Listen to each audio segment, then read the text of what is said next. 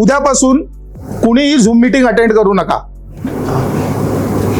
मी सांगतो म्हणून. नंबर 2, समजा चुकून केली तर त्यात सर काय सांगतात ना, नियम लिहून दिलेत, ते फॉलो करू नका. परत मी सांग का, मी सांगतो म्हणून.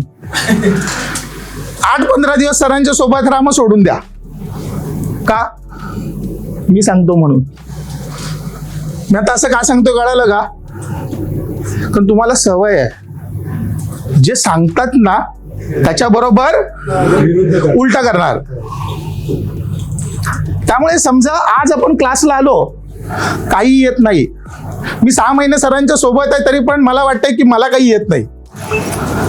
रोज डे बाय डे आपण स्वतःला काय करायचंय, इम्प्रूव्ह करायचं आहे. त्यामुळे जर आपण रोज झूम मिटिंगला आलो, 2 वेळा मिटिंग होतात, एकदा नाही जमलं तर दुसऱ्यांदा आलो, आधीमध्ये नाही जमत तर जेव्हा कधी वेळ आहे ना, मला नसतो वेळ. मी कोचिंगमध्ये असताना मला वेळ मिळत नाही, पण त्या वेळेमधून जेव्हा कधी मी येतो तेव्हा मी मिटिंगला बसतो.